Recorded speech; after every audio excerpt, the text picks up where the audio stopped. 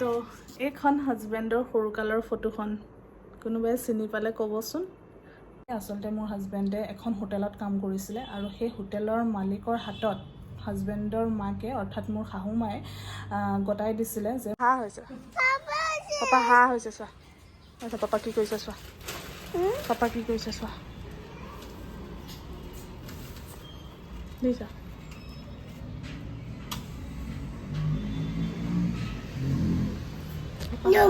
হাঁহ কি হ'ল পাপাৰ কি হ'ল? পটকা ফুটাইছে বুলি ভাবিছে।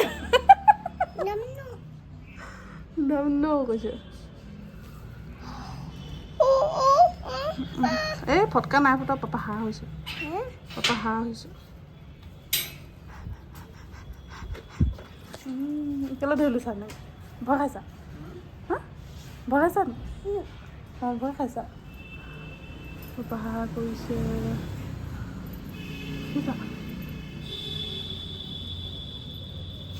গাড়ীটো পানী ছটিয়াই দিবাচোন। সেইকাৰণে মই কৈছিলোঁ ওপৰলৈ যোৱাগৈ যোৱা, ওপৰলৈ যোৱাগৈ যোৱা, ওপৰলৈ যোৱাগৈ, ওপৰলৈ যোৱাগৈ, ওপৰলৈ যোৱাগৈ।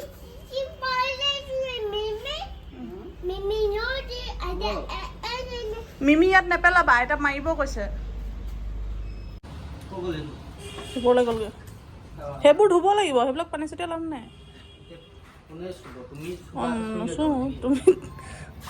তোমাৰ মুখখন বৰ চাৰ হৈছে আজিকালি। চুনুৱে কান্দি আছে হা কেলৈ পাপা ওচৰত যাব পৰা নাই? ফটকা ফুটাইছা তুমি, ভয় খাইছে।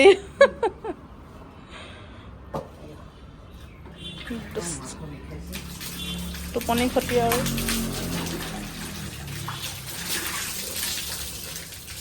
এনেই ঢালা হে ৰ, এনেকৈ হেৰি কৰি দিছা, এনেই ঢালা একদম কেনেকৈ মোহাৰি ধুৱে নি?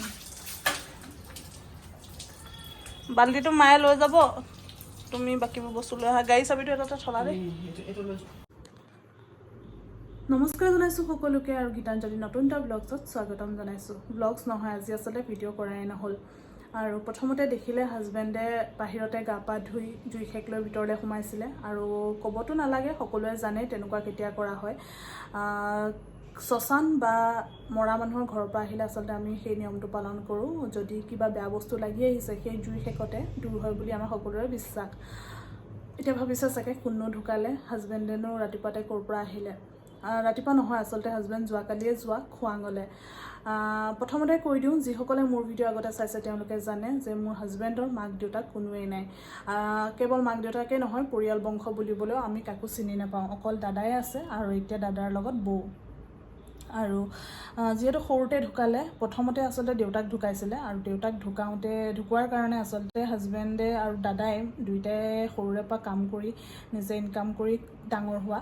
আৰু সেই ইনকাম কৰোঁতে আচলতে মোৰ হাজবেণ্ডে এখন হোটেলত কাম কৰিছিলে আৰু সেই হোটেলৰ মালিকৰ হাতত হাজবেণ্ডৰ মাকে অৰ্থাৎ মোৰ শাহু মায়ে গতাই দিছিলে যে মোৰ এটা ল'ৰাটো বাৰু মই কোনোমতে মই ডাঙৰ দীঘল কৰি ল'ম, কিন্তু মোৰ সৰু ল'ৰাটো আপোনাৰ হাতত গতালোঁ, আপুনিয়ে ডাঙৰ দীঘল কৰিব।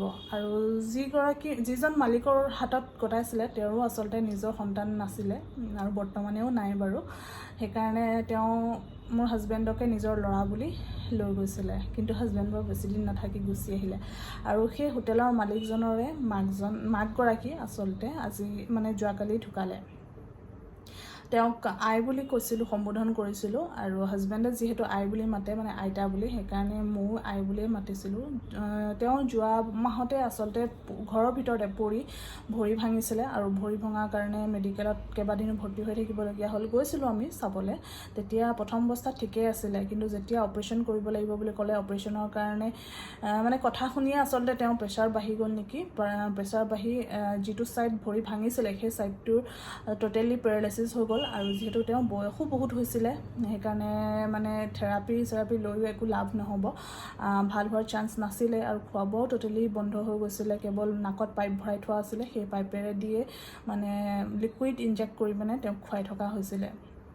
এটা কথাৰ কাৰণে ভালেই লাগিছে, ইমান কষ্ট খাই থকাতকৈ তেওঁ ইখন পৃথিৱীত গৈ শান্তিত থাকক। আৰু ইয়াৰ পৰাই জনাইছোঁ, আই আপুনি য'তে আছে আপোনাৰ আত্মাই যেন শান্তি পাওক আৰু আপুনি ভালকৈ থাকে।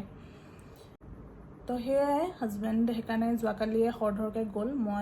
আমি আচলতে বেটা মই নিকুহঁতৰ ঘৰত থাকোঁতে ফোন কৰি হাজবেণ্ডে ক'লে যে আই ঢুকালে, তো মই তালৈ যাব লাগিব। মই কৈছিলোঁ আমিও যাওঁ তেতিয়াহ'লে অলপ দেৰি ৰৈ দিয়া, কিন্তু হাজবেণ্ডে ক'লে নালাগে বেটাক লৈ এতিয়া, তোমালোক পিছতে যাবা, মই এতিয়া গৈ আহোঁ। আৰু বতৰো এইকেইদিন বহুত বেয়া। যিসকলে খোৱাঙৰ ৰাস্তাটোত গৈছে দেখিছে চাগে তেওঁলোকে যে ৰাস্তাটো বনাই আছে আৰু ছাইডৰ ফালে থকা গছখিনি পূৰা কাটি দিলে, তো মাটি পূৰা শ্লিপ কৰে, ৰঙা মাটি, সেইকাৰণে গাড়ীৰ চকা ঘূৰি গৈছিলে। সেইকাৰণে আহিব নালাগে বুলি ক'লোঁ, তাতো নালাগে বুলি ক'লে। গধূলি সময়ত যিহেতু অন্তিম সৎকাৰ কৰা হৈছিলে তাতে কৰিলে খোৱাঙতে। তো সেইকাৰণে আচলতে মনটো অকণ বেয়া লাগি আছে, যাবলৈও নাপালোঁ। আৰু বেটাক লৈ আচলতে যাবলৈও দিগদাৰী, কিন্তু এইকেইদিনতে যাব লাগিব আকৌ। আৰু হাজবেণ্ডো সেইকাৰণে বিহু ফাংচনো আছিলে এইকেইদিন, বিহু ফাংচন থকাৰ কাৰণেও টোপনি ক্ষতি, সেইকাৰণে মানে শুই আছিলে।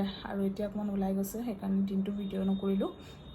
আৰু ছ'চিয়েল মিডিয়াৰ জৰিয়তে দেখা পাইছোঁ বহুত মানে বিচাৰি নোপোৱা পুৰণা সম্পৰ্ক বিচাৰি পাইছে মানুহে, নিজৰ পৰিয়ালৰ বংশৰ মানুহ।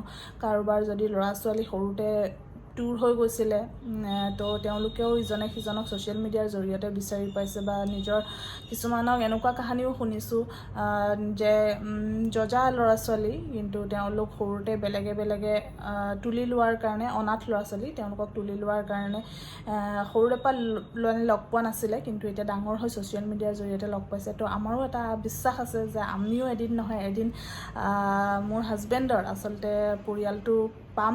কোনোবা নহয় কোনোবাটো আছে, মামা মামী, পেহা পেহী, জেঠাই, সেই তেনেকৈ আৰু সম্বন্ধৰ বৰ্তা বৰমা কোনোবাটো আছে, বিশ্বাস আছে পাম বুলি। মাৰ ফটোখন বৰ্তমান আমাৰ ঘৰত নাই বাৰু, দাদাহঁতৰ ঘৰত আছে। মাৰ ফটোখন দেখুৱাম, মাৰ ফটোখন দেখিলে হয়তো কোনোবাই চিনি পাবও পাৰে। কিন্তু হাজবেণ্ডৰ এখন সৰুকালৰ ফটো আছে দেই, আপোনালোকক দেখাম, যদি কোনোবাই চিনি পায় এবাৰ জনাবচোন। ৰ'ব মই ফটোখন আনি লওঁ। তো এইখন হাজবেণ্ডৰ সৰুকালৰ ফটোখন, কোনোবাই চিনি পালে ক'বচোন। সৰুকালৰ চেহেৰাটো চিনি পাবও পাৰে কোনোবাই। ৰ'ব বেক কেমেৰা কৰি দিছোঁ। তো এইটো সৰুকালৰ ফটো এখন দাদাই আচলতে বিচাৰি আনি থৈছিলে। কাৰোৱে ফটো নাছিলে, না দেউতাকৰ ফটোটো আজিলৈকে দেখাই নাই বাৰু, অকল হাজবেণ্ডৰ আৰু মাৰ ফটো আছিলে। তো হাজবেণ্ডৰ ফটোখন মই এনেকৈ ধুৱাই পিনে থৈ দিছিলোঁ। কোনোবাই চিনি পালে ক'বচোন। আৰু চাব দেই, এতিয়াৰ মোৰ হাজবেণ্ড আৰু এয়া চেহেৰাটো মিল আছেনে? এইখন ব্লাৰ হৈ গৈছে, ৰ'ব।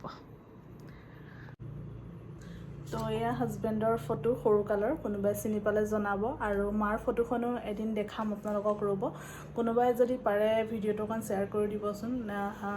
আচলতে নিজৰ পৰিয়ালটোৰ তেওঁলোকৰো হাজবেণ্ডহঁতৰো হাজবেণ্ডৰ আৰু দাদাৰোতো চাবলৈ মন যায়, কিন্তু মানুহে এনেকৈও ভাবে যে ডাঙৰ হৈ পিনে সম্পত্তিৰ লোভত আহিছে। আমাৰ তেনেকুৱা কোনো আশা নাই বা একো হেৰি নাই, কোনো সম্পত্তি আমাক একো নালাগে, একো হেৰি নাই, কিন্তু নিজৰ পৰিয়ালটো এবাৰ চাবলৈ মন যায়। যদি কাৰোবাক পাওঁ, দেউতাকৰতো ফটোৱে নাই, কিন্তু মাকৰ ফটোখন আছে বাৰু, এদিন দেখুৱাম। তো ফটোখন চাই যদি চিনি পায়, বা মোৰ হাজবেণ্ডৰ ফটোখন চাই যদি চিনি পাইছে কোনোবাই, প্লিজ কমেণ্ট কৰি জনাবচোন। আৰু ভিডিঅ'টো এবাৰ শ্বেয়াৰ কৰি দিবচোন পাৰিলে। নিজৰ পৰিয়ালটোক এবাৰ লগ পাবলৈ আশা আছে। আমি বাৰু নেদেখাকৈ এনেকৈ পাৰ হৈ যাম, কিন্তু মোৰ এটা ল'ৰা আছে, দাদাহঁতৰ এজনী ছোৱালী আছে, সিহঁতকো পৰিয়াল বুলি ক'বলৈ ভৱিষ্যতলৈ লাগিব ন, সেইকাৰণে। বাকী যি কি নহওক, আই ঢুকালে আৰু আমাৰ মাজত নাই, য'তে আছে ভালকৈ থাকক, আকৌ এবাৰ কৈ দিছোঁ ইয়াৰ পৰাই। আৰু এইখিনিতে গৈ আছোঁ গাঁৱলৈ। তো ভিডিঅ'টো ইমানতে সামৰণি মাৰি দিওঁ। যদি ভিডিঅ'টো চাই ভাল পালে তেন্তে প্লিজ লাইক কমেণ্ট, বিশেষকৈ এটা শ্বেয়াৰ কৰি দিব, যদি যাতে আমাৰ পৰিয়ালটো লগ পাওঁ আমি। তো আজিলৈ বাই বাই। আৰু ফেচবুকত চাই থকাসকলে ফ'ল' কৰি দিব, আৰু ইউটিউবত চাই থকাসকলে আমাৰ পেজটো ছাবস্ক্ৰাইব কৰি দিব। তো আজিলৈ বাই বাই।